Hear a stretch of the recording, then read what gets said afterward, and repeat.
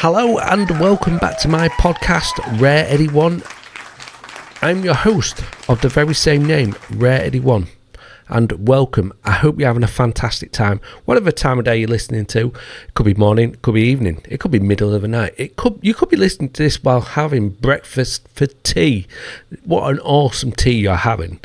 I am having an awesome time. I'm here with you guys. I have a fun-filled episode for us for tonight. Let's get into it. Let's have a look.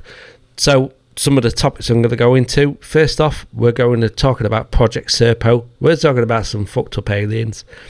Then we're going to go over to Blue Beetle. I predicted last week's episode that this was going to flop, and it's going to flop hard. I'm pretty sure that Beetle has a red stomach because it's flopped hard into the ocean. Then we're going to go over to the Philadelphia experiment. We're going to go to the beautiful city of Philadelphia and let's investigate the Philadelphia experiment. And then we're going to go and talk about the controversial figure that is Rachel Zegler. She's led bullying campaigns. She is a publicity nightmare for the studios. Why on earth Disney hired her for a new Snow White film? I have no idea. Then we're going to go talk a little bit about Rippaverse, the fantastic Rippaverse. And then we're going to have a little look at Mel's hole. What kind of hole is Mel's hole? Is it a big hole? Is it a pretty hole? Is it a really pretty hole? Let's have a look. Let's go. I will see you in a second. I'll put me in a corner somewhere. Which corner are you going to find me in? Let's have a look. I'll see you in a second. Before I put myself in a little corner, I'm drinking. It's really fantastic. I hope if you're able to have a drink with me, cheers. I'm drinking. Can I get in the camera? For all you guys listening, I'm drinking blood orange cider from Taurus. It's Aldi's take on Thatcher's cider of blood orange, and it is absolutely delicious. So if you can and enjoy a drink with me, it could be coffee, it could be tea, it could be a pop. I do like a good old soda pop. Cheers anyway. It really is delicious. If you're in the UK, get to Aldi, get yourself some blood orange. It is fantastic. Absolute delicious. It is absolutely delicious. Get yourself to Aldi and buy some. It is fantastic. So here we are. So, Secret Journey to the Planet Serpo, a true story of the interplanetary travel paperback. So, I know the story very, very well. I have done a video on this on my YouTube channel of the very same name, Rare EB1. Before I get into it, if you want to get in contact with me, I will try and leave all my contact details on the description of the pod in your podcast description, I guess, podcast notes. I think that's what it is. You can find my YouTube channel. It is of the same name, Rare EB1. Please go check me out. That'll be awesome. You're already a legend to me for listening to this. Thank you. So Project Serpo is on July 16, 1965, a massive alien spacecraft from the Zeta Reticuli star system landed in the Nevada test site of North Las Vegas, following a plan to set in motion by President Kennedy in 1962. That's the first time I've heard of President Kennedy actually being involved in this conspiracy. So the aliens, I know they're EB1s. So why are we traveling? So the EB1s were said to have crash landed on Earth could they be from Roswell? I don't think so. But apparently the EB1s crash landed, and out of, I think it was 5 of the alien crew, only one sort of survived, and they called him can I say it here? I think they called him EB1. I think they called him EB1. EB for short. Why EB? Extraterrestrial beings. So they managed to keep him alive. He was small. He was little. He wasn't hurt too bad. And he managed to communicate with some of the staff, because they had mind readers. If you know conspiracies, if you know theories, if you know the alien story, me saying mind readers shouldn't be a shock. That they have mind readers on the base, and they sorry, I didn't itchy nose. I had an itchy big nose, and they were managed to communicate with the EB1, and he managed to retrieve a communication device out of his ship, and he managed to send a message back to his homeworld in Zeta Reticuli, and they managed to actually have communications with the EB1s, as they are known today, and they set up a plan to come back and not rescue, but retrieve their EB1, and they sort of had a plan of, have a what do you call it, exchange program. So we would send 12 of our people to Zeta Reticuli, and they would send a couple of theirs, or I think it was they would accept 12, because obviously we've had EB, and he's been helping us since he crash landed on the planet. But when the EB1s actually came to Earth, I'll scroll it down if you want to read it. If you're watching this and you want to read it, you can scroll down. And as they got to Earth, EB had passed away. He'd been passed away for some time, and we didn't tell the EB1s, because I guess we were fearful that they wouldn't want to come and show up, but they came, and we got our 12 guys out there and on the ship. I've read it in quite a few areas that we took guns, gasoline, jeeps to the Zeta Reticuli system, and on the journey to Zeta Reticuli, because it would take some time to get there. I think it was a 10-month plan of getting there. So we took gas guns and jeeps to the EB1's homeworld. The alien visitors, known as EB1s, welcomed 12 astronaut trained military personnel on board their craft for a 10-month journey to their home planet Serpo, 39 light years away.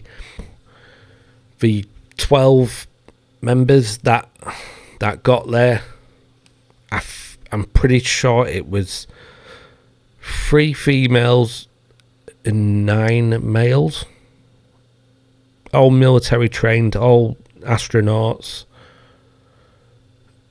in this travel to planet Serpo, 39 light years away. And on this 10-month journey, a few of them died, and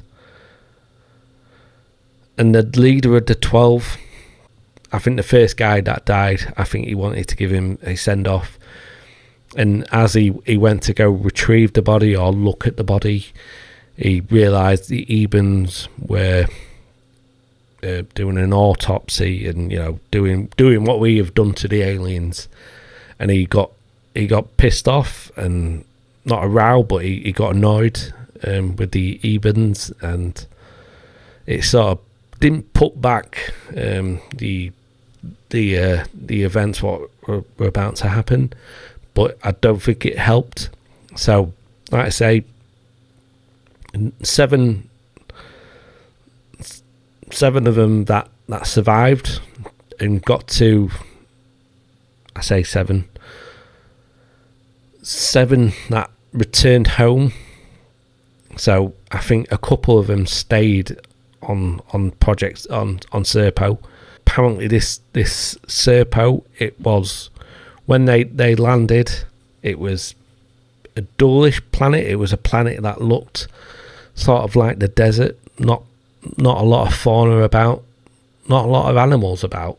They did say there was a snake-like animal, and what's the first thing we do? We try and we hunt it, we kill it and try and eat it, and that really upset the EB1s. It wasn't a full planet. I say full planet, it wasn't planet covered in, you know, like our planet. We've got 8 billion people on our planet. Their planet didn't seem to be overpopulated. It seemed to be sparse, desert-like. Apparently not a great place to actually visit and live. Why 2 of them wanted to stay, I have no idea. As we do this, we want to advance our technologies. That's the main reason why we did this. That's mad that we got there and we started hunting the not that many animals, the snake-like animal. We started hunting them. That didn't please the EB1s at all, but that's something we do as a human. That's what we do.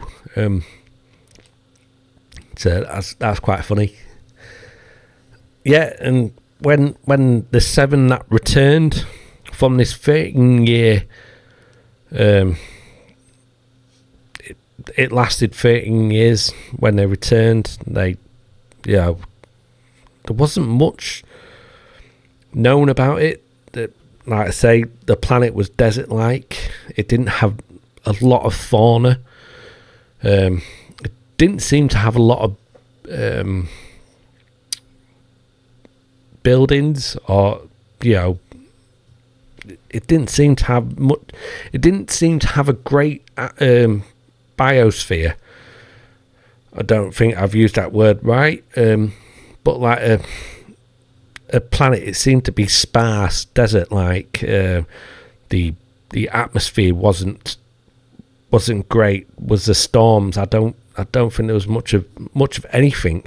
And again, the planet was sparse compared to our planet of 8 billion people, not including, you know, all the animals out there. It is said that the EB1s had a war with the tall greys, or the other greys in the Zeta Reticuli system, and that's why they were so sparse, and that's maybe why I think that's why they were living on Serpo in the first place, because their homeworld got destroyed by the war with the grey aliens. There's another aspect of this story. It's just a mad old story. It's a fun story. I believe we went there. What are your thoughts on it? Do you think we went to Serpo? I can't believe the first thing we did was hunt. Well, it wasn't the first thing we did, but as we went to explore the planet, one of the astronauts came across like this the snake-like creature, and his instinct was to hunt it, kill it, eat it, because another aspect of the Ebens that they didn't have, they seemed to eat like this paste, and that was it. I don't even think they had, I think that nourished them, it nourished their whole body, so I don't even think they drank a lot. Not like us, we like a good old drink.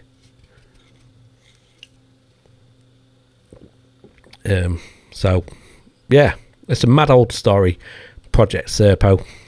I love this story. I have done a video of this on my YouTube channel, Rare Eddie 1. Go check it out. If I can, I will probably link it into the description of the show notes.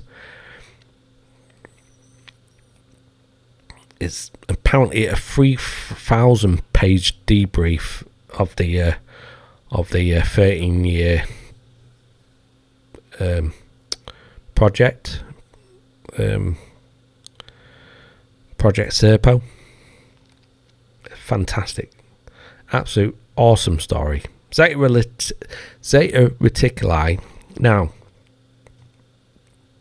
if you know of the Betty and Barney Hill incident, Zeta Reticuli actually comes up in that abduction, and at the time that wasn't, because Zeta Reticuli is a binary system, so it has 2 stars. So I guess you'd have 2 sunrises.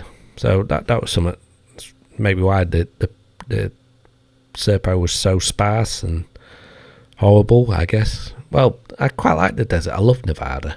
I think that desert is absolutely gorgeous.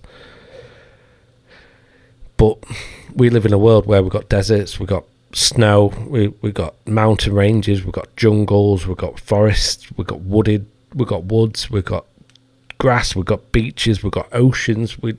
Our world is such a beautiful place. And then the 9 of the members that got there only a desert-like planet, and it's not the. I imagine they get homesick pretty quickly, and the amount of stuff that the stuff they got to eat wasn't the greatest. I do believe in this story. I do believe it's real. What are your thoughts? Let me know your thoughts. Do you think this is a real story? Do you think it's a hoax? Do you think it's just a made up story to sell books? Because they researching this on here, I see a lot of books of Project Serpo, not a true story. That's the first time I've heard of President Kennedy in this story as well. I should maybe have gone back to my YouTube video, because I did pull up a few things for that on that episode. But I'm thinking about this now. Sorry, I do apologise. Anyway, that's Project Serpo. Again, I will revisit this topic, because I love this topic and I can do it better. I can do this topic better. I can do a better show on it, and I will. Like I say, my aim for this podcast is to make it like a conversation between friends, because that's how I love podcasts. It feels like I'm having a conversation with friends, and that's what I want. And that's why I get a bit of conspiracy and pop culture in the show, because me, I like talking about all things, and that's what I want to get into. So I do apologize. If you want me to go on more of Project Serpo, let me know. Don't be shy. Let me know, and I will get into it a lot more, because like I said, it is a fantastic story. It is a fantastic story, and And if it is just a story, it is a fucking well done story. But I do believe that we have sent 12 of our bravest. Quite possibly 2 are still up there. Who knows what they're... Maybe when they left, maybe when the rest of them left, that was it. They became buffet platter. Who knows? Maybe they got their holes searched. But anyway, let's get to our next topic. I will close that off, but I will get into another episode down the line. I will talk about Project Serpo on a more serious note. So we are at the numbers. So like I said, I wanted to do Blue Beetle because last week's episode I predicted this film was going to flop, although it wasn't a major prediction from myself. I did say a couple months before this film had come out it was going to flop, but that's not down anywhere. I can't back that up. That's me just saying that. But last week's episode, I did say this film was going to flop, and it's definitely flopping. That poor Beetle's got a red stomach because it's just flopped hard on the ocean. Summary. So, worldwide box office, this has made just under 55 million. Domestically, 36 million. Internationally, 18 million.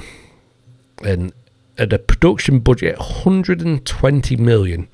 So let's add on marketing costs, because that is a thing. Marketing cost is a thing. I have heard a few things on the marketing costs. So I have heard it's half the production budget. I have heard it's double the production budget. I have heard other stuff as well. But let's be generous. Let's say half the production budget. So let's add another 60 million on top. So 180 million. Now, this total here, 55, just under 55 million. Cinemas, theatres take 45% of that. That's their cut. So this film really needs to make a shitload of money. I don't think it will. I think it's going to fucking flop. Warner Brothers are... That's what happens when you let political activists into your company. Directors, actors, and all that. That line in the trailer, that Batman's a fascist, really didn't help. And then the director attacking fans really didn't help. Warner Brothers, you should have maybe come down hard on your director for that. He was happy he was pissing off fans. Very happy he was pissing off fans. Saying his job was done. Really? Your job looks like you fucking lost a shit ton of money, pal. And again, this film it's got a 6.7 on IMDb. Now, Rotten Tomatoes, this is where I have a bit of a problem. It's got a 91% audience score. It's got a 78% critic score. We go into this. All audience 87. So that's close. Top critics 71. That's close again. Now, could you say... Now... Studios and the mainstream media always question whether a film has been review bombed. Now, could we ask the question, is this film been positively review bombed? It's a genuine question. I have also news that the Warner Brothers were blaming Hurricane Hillary on why the audience wasn't, why it's doing so poorly. Well, how about internationally? I wonder what it is doing here in the UK. Mexico is doing well in, obviously. United Kingdom is not doing that great in the United Kingdom. again, I think this film is going to do terribly, really badly. This film, it's really not going to hit its production budget. But will the studios come out and lie and say, yeah, it did? Because if just say this film is 120 million, which I doubt it will, but just say it does, they'll say, 130 million, which I doubt it. The studio come, it made 10 million, it made money. No, it didn't, because the theatres take 45% of that. Whatever this is, so 55 million, the theatres will take 45% of that, and they never put that in. This film is full of forced racism. Again, but it's filled of forced racism, but it's so stereotypical. It's putting the Hispanic community that all they like to do is eat tacos and salsa and stuff. That's from this film. I've not seen it, but I know people have seen it, and they have said that to me, and I've seen that all over Facebook, YouTube, Twitter. I've seen it all over. And again, they have to put the forced racism. So all the white characters all hate brown people and Mexicans, and they all pronounce their names wrong. We all, obviously, all as white people are bad, and we pronounce everyone's name wrong. Every fucker pronounces my last name wrong. Every fucker pronounces it wrong, and I don't give butter about it. So, again, with the forced racism, we're in 2023. The only racism in today is coming from the media, and that's how they're dividing people, and they continue to divide people. Is there still? Yes, there is racism everywhere, though. There's racism towards white people that you don't hear about. There's racism towards black people, Indians, Asians. Yeah, racism is everywhere, but these guys just like to say it's only white people that are being racism. It's only white people that are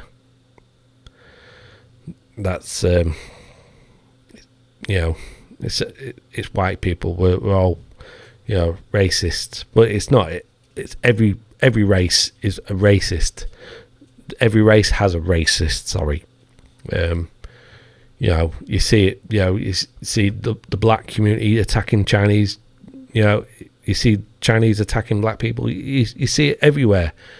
But I mainly put that on the media's doorstep, because they're dividing this. They're dividing everywhere. Mainly in America and the West and Europe.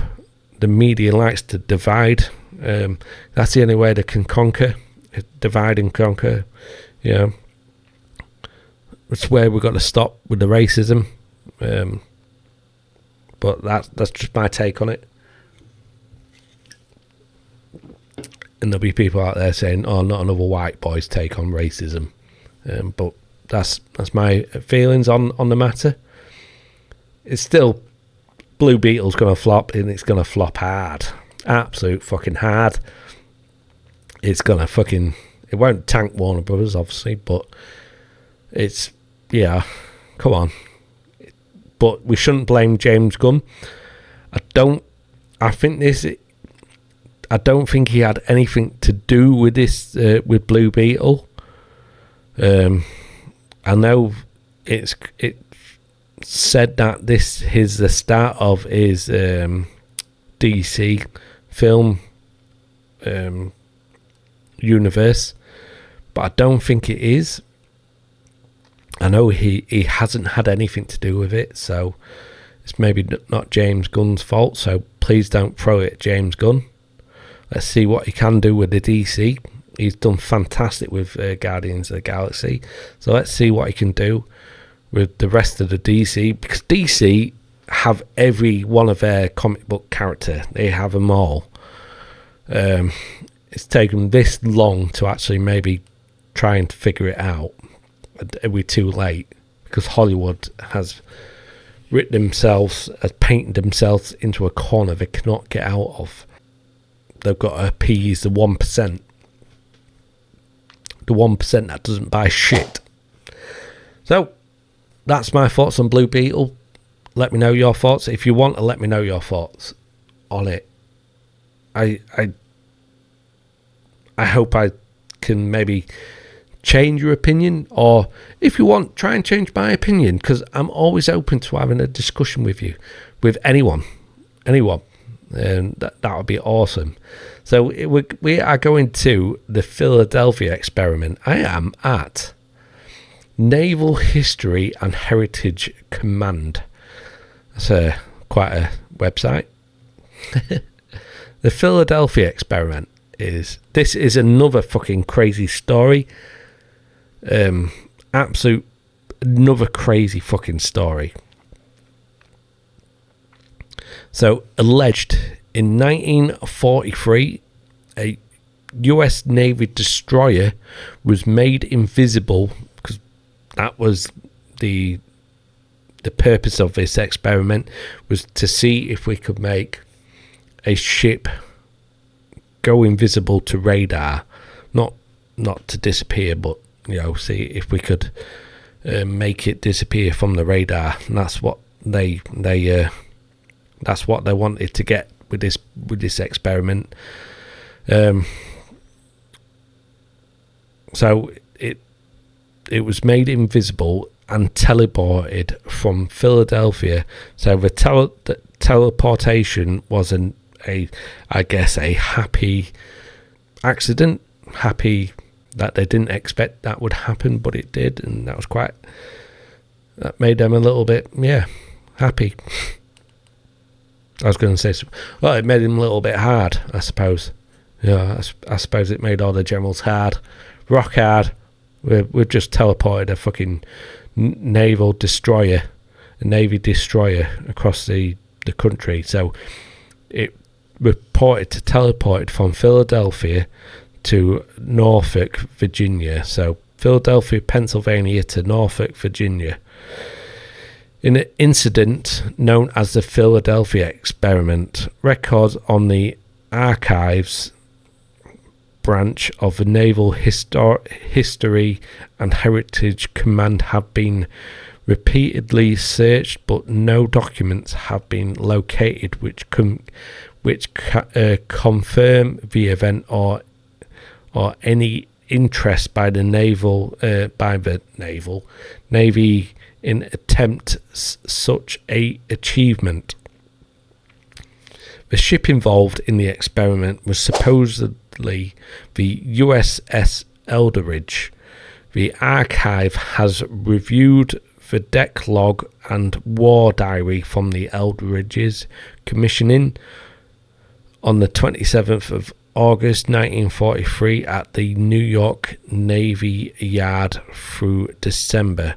So 27th of August 1943 at the New York Navy Yard throughout to December 1943. So they're saying it was shipped from August to December. So it's supposedly in New York.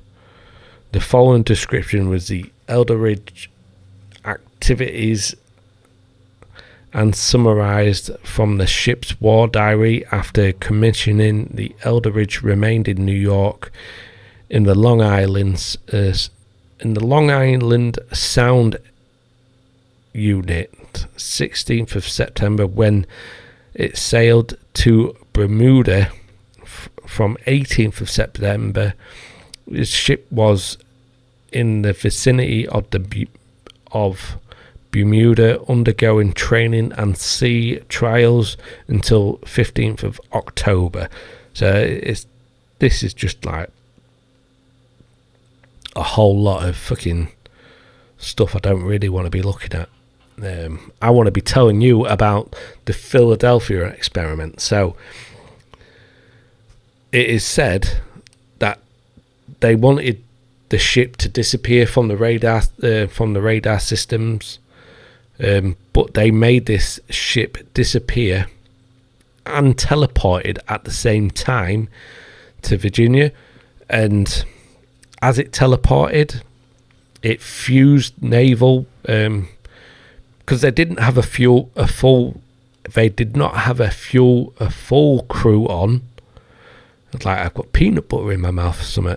They didn't have a full crew on, basically bare bones crew, enough to operate and do small moves and stuff, enough to make the ship move, I guess, if need be. And they said that when they teleported back, that a few men were fused to the ship. So half, walking through a metal wall, or halfway into a fucking floor. One was fused into the bulkhead. Horrible. It's reported that some were on fire, running around the ship on fire. This is where we get the time travel as well. It's because two of the brothers jumped off as it was teleporting, and they time travelled. That's another conspiracy I will get into another show. But this story is nuts, absolute nuts. We all know that the governments, the armies were trying this, especially to go undetected by radar systems. They would do anything to do that, and apparently a happy accident is that they have discovered teleportation, and it was actually made invisible. Or was it made invisible because it had teleported?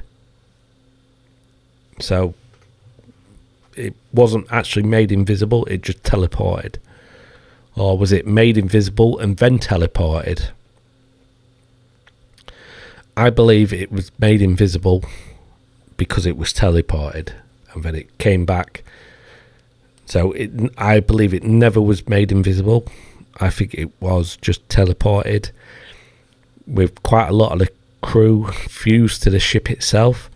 A couple were lost into the blue mist or green mist. I think it was green mist. That time traveled, but I will get into that on another show. But a lot of this on this history and naval heritage is just trying to debunk what had happened. Basically trying to say it was never in Philadelphia. It's just all fucking made up. Which, yeah, if you're the government, you're going to try and fucking do that, aren't you? Why would you? You don't want to tell the normal person out there that we know how to teleport, and everyone wants it. Well, especially enemies of the US will want this technology. If they can teleport, why can't we? And we must do everything to stop the Americans from teleporting. Because who knows, they could teleport into into Russia and fuck up shit. Of course I want the governments to tell us what they're doing, but they don't necessarily want to tell us what they are doing, because it could be for nefarious reasons. It could be for reasons that will not benefit you and me. It'll benefit them, but not the everyday average person. It won't benefit us. It's just a fucking crazy ship, crazy story, crazy ship and crazy story. But if you look on documents that this ship was never in Philadelphia or in Virginia, it's it's. But of course they're going to come out with this shit. But there's been whistleblowers that have said that, what's happened. They actually got this ship to teleport to Virginia, and it was in Philadelphia. I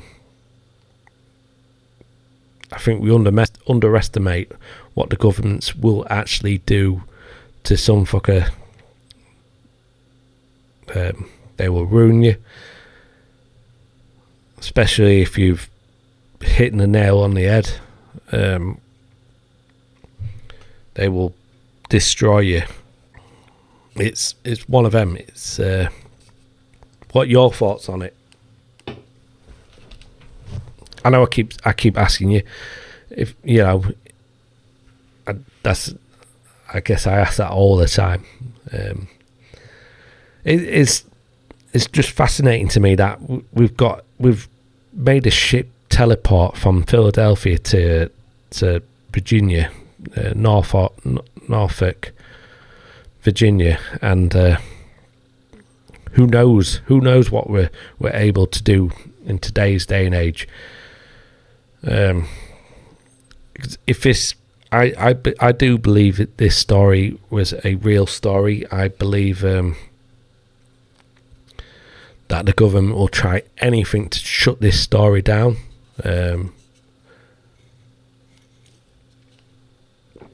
But again, if you look at this story, it's the only things you'll see is from fucking crazy. I say crazy people. They look crazy. Is that the government's making them look crazy? Quite possibly, yeah. Whatever it is, it's a fantastic story. It really is. So, please, if you can, look the Philadelphia experiment up. Let me know your thoughts on it. I would love to know your thoughts on it. That'd be great. Let's see if we can get a community together and have a discussion and talk about some of the topics I go over. That would be fucking awesome. I would love that. So that's the Philadelphia experiment. There's not too much on this experiment. There's not too much. You look at it and you just got a few. There's a lot of YouTube videos out there. A lot of stories, but the evidence is quite lacking. It really is.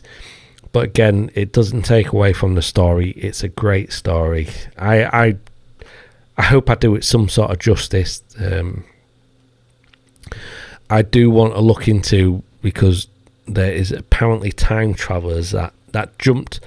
So when the ship was teleporting, they jumped off the ship, because they saw guys running around on fire. So of course you're going to jump from the ship. Not only that, I've just sort of remembered that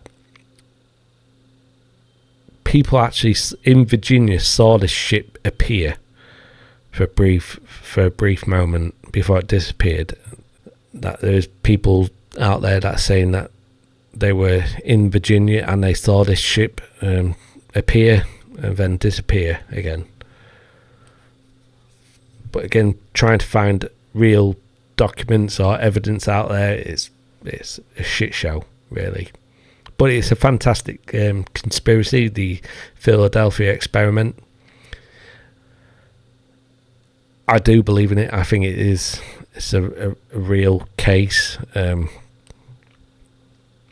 I think what the governments and especially the military, what they have is we only know the tip top of what they actually can do. Who knows they maybe have a base in the earth itself, or on the moon. Maybe they have, in like the Avengers, they have the aircraft carrier. Maybe they have one of them, in the air that's invisible. That, who knows what the government's hiding from us?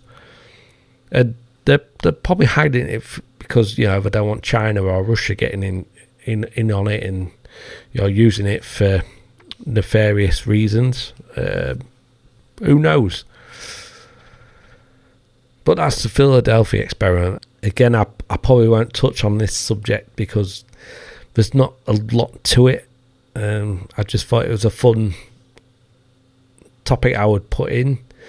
Because it's a fun story at the end of the day. If you believe it or not, it's a fun story at the end of the day. People getting fused to ships, bulkheads, and people running around on fire. It's a fun story at the end of the day. So here we are. So Rachel Zegler, the Week in Nerd. Sorry, I'm not familiar with this website, but we are going to talk a little bit about Rachel Zegler. So she not only led a campaign into trying to get Gina Carano cancelled, she's done it on Jeremy Renner. She's done it on a few people. That she's actually bullied a few people on Twitter. She's got a simps to go after these people as well. She's just generally not a nice person. I have done a video on her. If you want to go check that out, please do. That'd be awesome. She's just a genuinely awful person. That she's a bit of a bully. She's led a campaign on to trying to get Gina Carano cancelled for, you know, not saying what her pronouns are, or because Gina Carano put her pronouns are beep, bop, boop, and the council mob went after her, and led by Rachel Zegler. Yes, I am Snow White. No, I am not bleaching my skin for the role. That's because she is going to be Snow White. She said the Snow White story, the tried and tested Snow White story, was problematic. The prince was a stalker. She didn't need no man. She could do it all by herself. She'd come out with, you know, some bloody awful takes, especially on Snow White. That she's and she's attacked people. Jeremy Renner, for being a transphobe, which I never knew he was a transphobe, because he's not. She's oh yeah, here we go. I should just scroll down a little bit more. So this is from the Detractor. I'm reading this from the Detractor. This is who Disney cast to play Snow White, Rachel Zegler. She tried cancelling Jeremy Renner, calling him a transphobic racist, deplatforming J.K. Rowling, and encourage violence towards her. This is the Snow White actress, the innocent Snow White actress. I put air quotes up there if you're listening. The bullying of Gina Carano, and says all conservatives are racist white supremacists. So this has come because Rachel Zegler is sort of being not attacked, but she's said some fucking absolute stupid shit. She said that for the actors and writers should be getting paid more. She said that she should get paid for every hour someone is streaming her film. Every minute she should be getting a paycheck. No, you shouldn't. Because let's face it, the studios are losing a shit ton of money because they're fucking kneeling down to you people. The far left, they're kneeling down to these people. They're giving them everything they want, and they're just taking and taking and taking. to the point where these studios really cannot afford to. They want to make money, and I predict Snow White will flop. It will flop. I can't wait for this to come out in film, because this film is going to fucking flop, and it's going to flop hard. So that is my prediction for my film flop. I predict Snow White is going to flop. Snow White and the Seven Baristas of San Francisco is going to flop, and it's going to fucking flop so hard. It's saying it's just unbelievable what this woman has said, and for when she came out and said that she put a post on Twitter a couple of weeks ago or a week ago saying, I wish people were kinder. Maybe if you started being kind in the first place, maybe, but you have led campaigns into, you encourage violent attacks towards J.K. Rowling, who's pretty much right on the left. She only disagrees with the trans argument, trying to cancel Jeremy Renner, bullying Gina Carano. Does that sound like a nice person to you? That sounds like a absolute fucking horrible person to me. So I've clicked on it, and she has led campaigns to Rachel Zegler, star of Steven Spielberg's West Side Story. She's only been in a couple of films.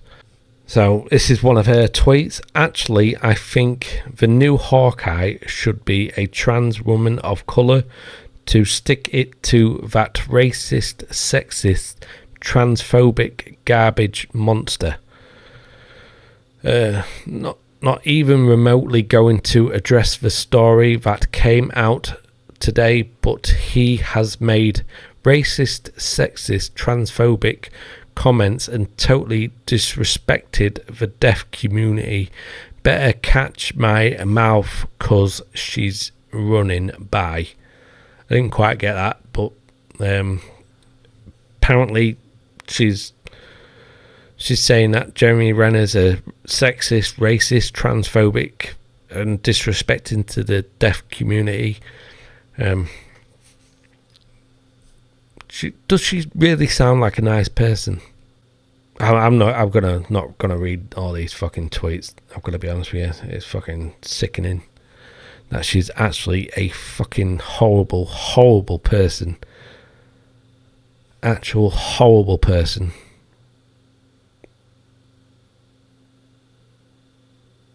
So Rachel Zegler has sent her Stan army to bully Gina Carano.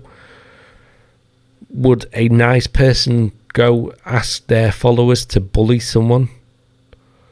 No.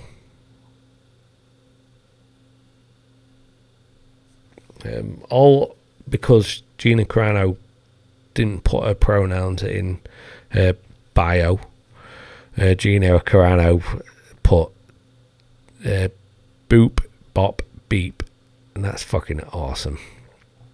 I fucking love Gina Carano. And it sucks that she's a fucking horrible person, but you know that's what Disney do. They hire fucking bullies,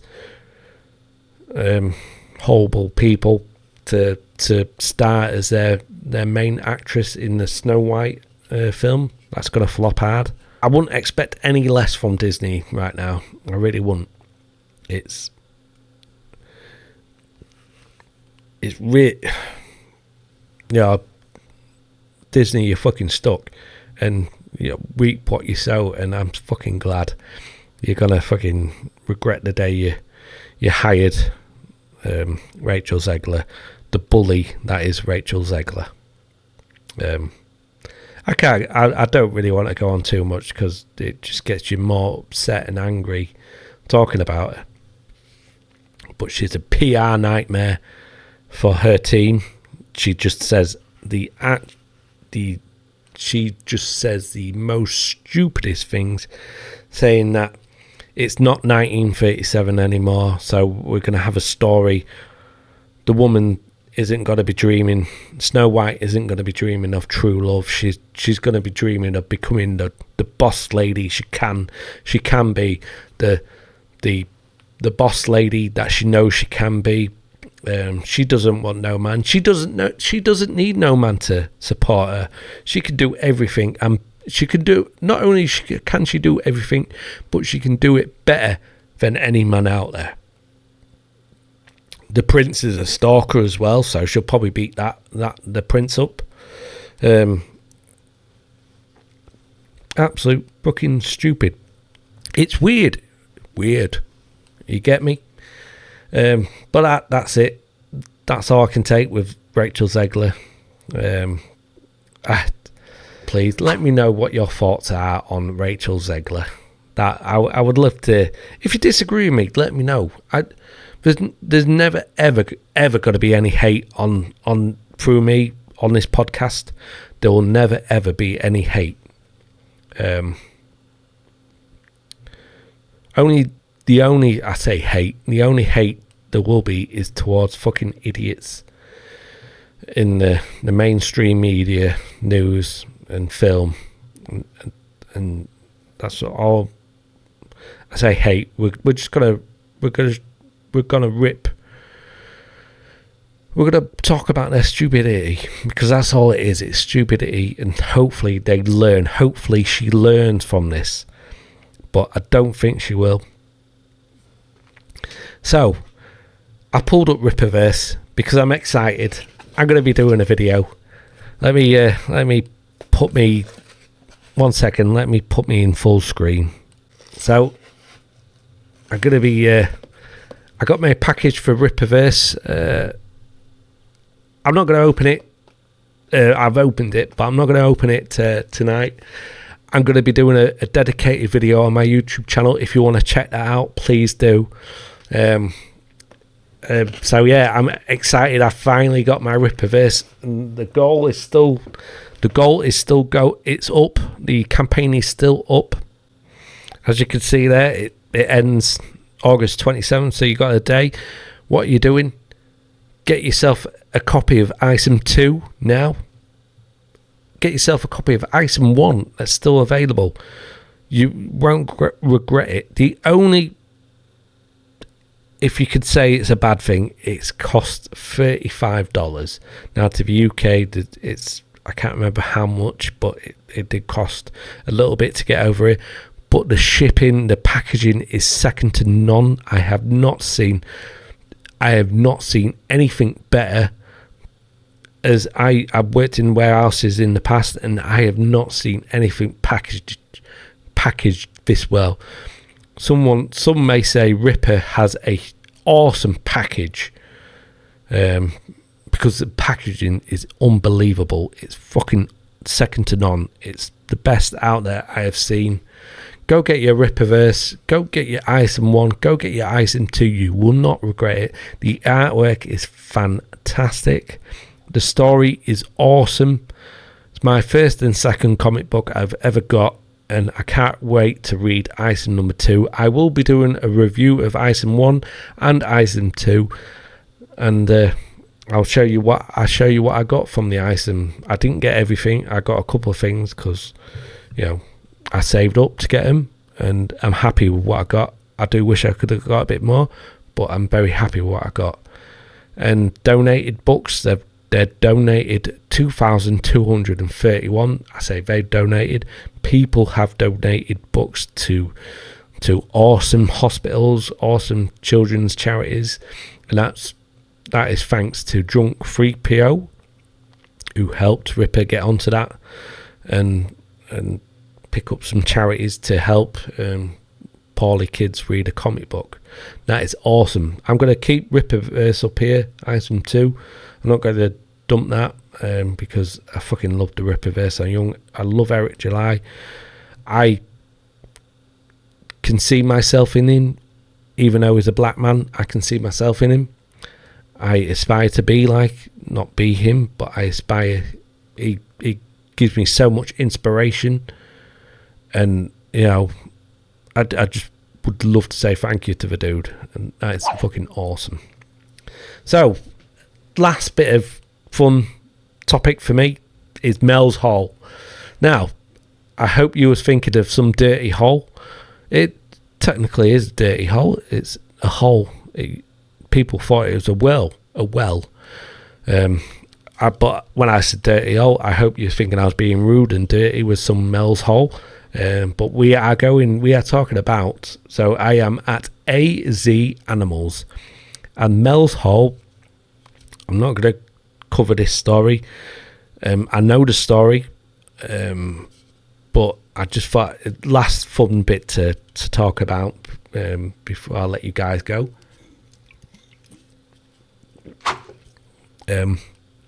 Mel's hole, apparently a very, very pretty hole. Very pretty, really nice bonus hole as well. There's a bonus hole in this story.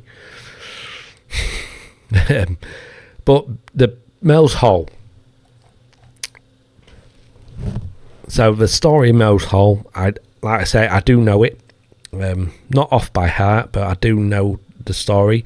And I will do a dedicated video on my YouTube channel. It won't be straight away, but I will look into this a bit more and do it justice, hopefully. But we know of Mel's hole because of the late great Art Bell at Coast to Coast AM. Fucking adverts, holy shit, adverts do your head in, don't they? Sorry, the late great Art Bell, R.I.P. Peace. I did that and it didn't even take a drink. The late great Art Bell on Coast to Coast AM, where they talked about every sort of thing, everything, ghosts, aliens, holes. To this hole, so Mel Waters had a hole on his property, and it's been there ever since he bought the property. And they used this hole as a trash can, basically. I'll scroll down, so if anyone's watching, they can have a read. But I'm not going to read from this because I know the story pretty well. They basically used this hole as a trash can. The hole was around about 9 feet. I don't know why I do it. That's not 9 feet, obviously. The top, not the top half, because this was a bottomless pit, but the top portion of the hole, what you could see, was bricked. And then after the brick, it was just dirt. They obviously thought it was a well that dried up, but it turns out it wasn't. It's a bottomless bonus hole, Mel's hole. Again, like they would use it as a trash can, their rubbish, appliances, broken appliances, dead animals. There's so much crazy shit on Mel's hole. Animals did not like. So Mel tried taking his dogs, and they dig their heels in. They did not want to go near this hole. Maybe because there's a lot of dead animals down that hole. Maybe maybe his dog's thinking, "Oh shit, he's going to chuck us down." Maybe that's what the dogs were thinking. But apparently, birds would fly around the hole, and he didn't see any insects around the hole. So curiosity got the better of Mel, and he was an avid fisherman. So he had spools of fishing line around. So I think when he first dropped a fishing line down, it was a 5,000 feet fishing line, and he kept going up. Stories that he tied a lot of fishing line, and he managed to get 80,000 feet of fishing line down, and he still didn't reach the bottom.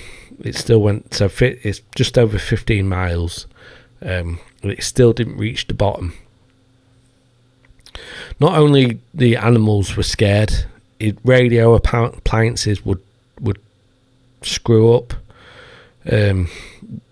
static and everything, and there's stories of his radio picking up old-timey music, and his radio would pick up an old radio baseball game from 1967, 30 years apart, and so is this hole? Is it a time? Is it a weird time hole? Is it a hole to another dimension?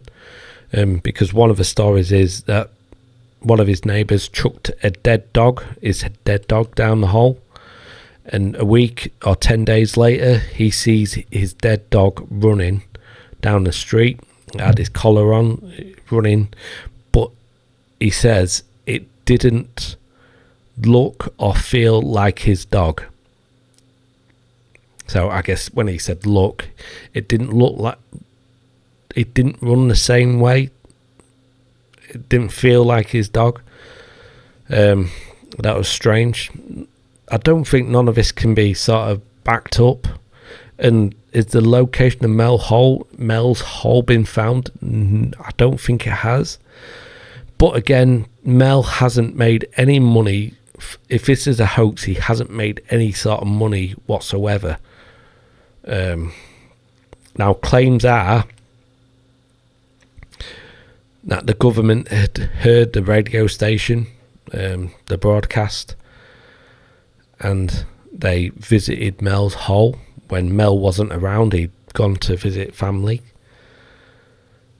and he got back, and apparently he couldn't get into his land because there was a report, air quotes, there was a plane crash, but he'd gone to his neighbours and they said there was no plane crash, there was nothing. So he managed to get back on, and reportedly the government paid him £3 million dollars a year, every year they had it. But he had to move, and he claimed he moved to Australia, but he got homesick and came back. And this is where the story gets fucked up in a good way. So he gets back, he goes to visit family, but this angered the government because they told him never to come back, but he did. So he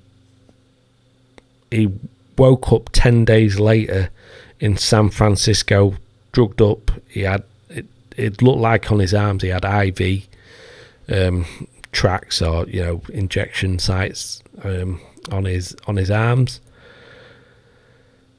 and his banks were empty. It's sort of a bit ruined. It ruined him, but by this time, the Native Americans in Nevada got hold of Mel, and they take him to a bonus hole. The Native Americans and the Basque people in Nevada take Mel to a bonus hole. Similar sized hole, but rather than brick around at the top, it was metal, and this metal seemed to go all the way down. It went all the way down as far as the eye could see. And this hole is even more stranger than Mel's hole. This bonus hole, they did experiment because the story is that if you were touch the metal, it was hot to touch. Not hot, but it was warm to touch. And they did some experiments. They lowered ice in a bucket, so they had 2 lots of ice, and ice on the metal and ice in a bucket, and they lowered the bucket and they left it until the ice had melted. They brought it up, but the ice wasn't ice no more. It looked like ice, but it wasn't wet. It was hot. People saying it was maybe salt.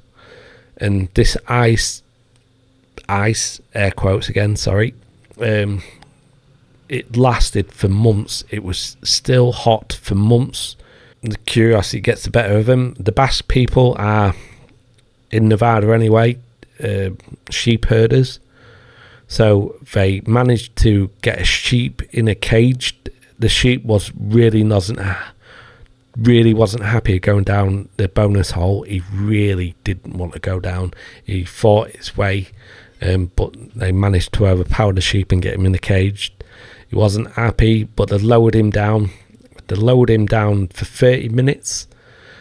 They lowered him down as far as I don't. Trying to find out how far it's not really put, but they lowered him down.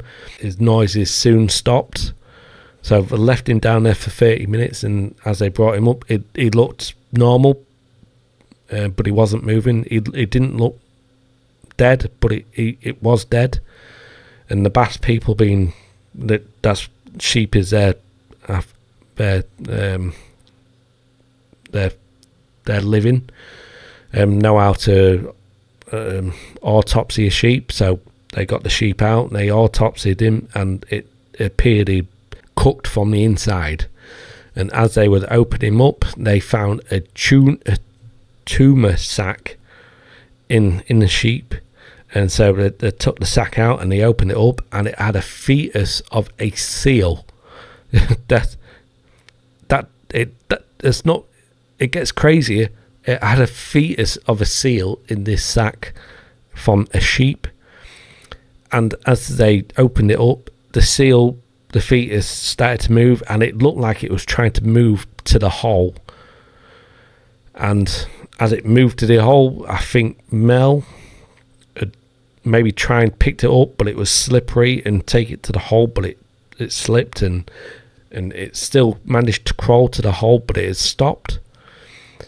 And it appeared to turn around and look at the guys, and the guys were looking at it, and it seemed to look at them with, and they were looking at it, wondering, what the hell is this, and maybe what the seal fetus was doing. What the hell are they?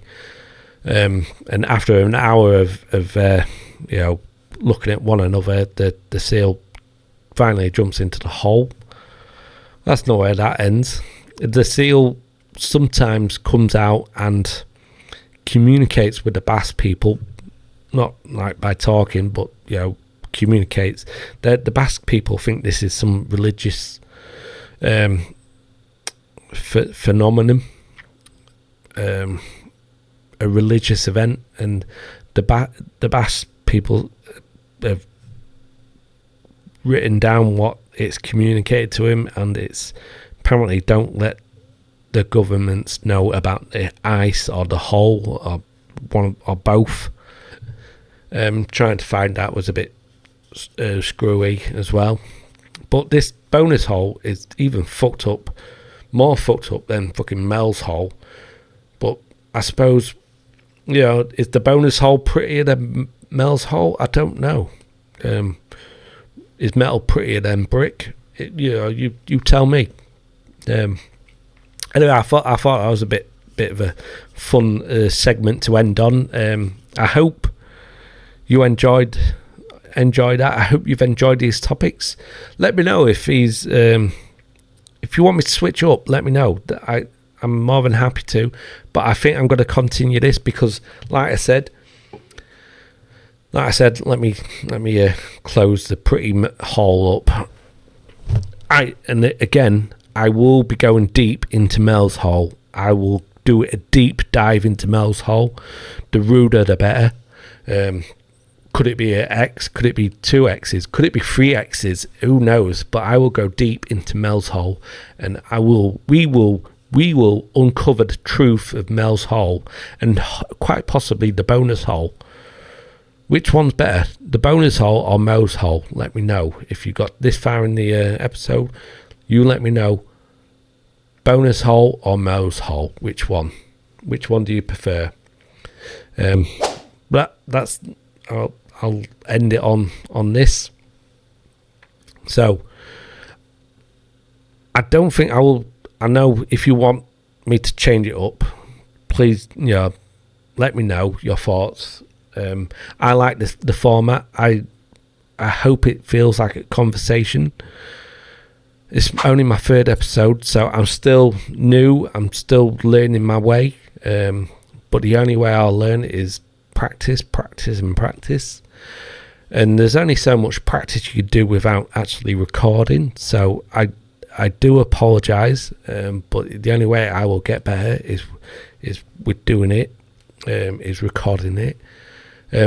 If you would love to guest on, because I would love to have a co-host or a guest on every now and again, because I think a conversation between two people would be better. But if I still have to, I love this. I love soloing. This is a hobby. It's always going to be a hobby for me. Because I still love it. I hope you love it. I'm hoping you're loving the podcast. I really do. Please let me know your thoughts. I mean, if you know your thoughts, if I can improve, that'd be great. If you hate it, let me know as well, because I could improve from that as well. But I still think I'm going to continue this format because it feels like a conversation that I normally have. I would love it to be longer, but who's got time for a 12-hour podcast? You don't have to let me know your thoughts. I thank you anyway for listening. Again, podcasts have helped me so much, and if it entertained me so much, sorry. And if I can maybe entertain someone, I would love that. That'd be fucking awesome. So that's it. That's tonight's episode. I hope you've had a fucking awesome time. I have had a fucking awesome time with you guys. I have loved every minute of it. It's been awesome. It's been fun. We've talked about hells. We've talked about bonus holes. We've talked about bullying actresses. We've talked about fucking Blue Beetle bombing. We've talked about a lot of shit tonight, and it's been awesome. I thank you for listening. I thank you for watching. Everything. I thank you. Hope you've enjoyed it. Hope you've enjoyed listening to me. If you have, please follow or subscribe or whatever it is. I think it's follow on most platforms. If you're watching me on YouTube or Rumble, please like and subscribe. That would be awesome. I've been Rarity1. I will catch you in my next episode. Peace.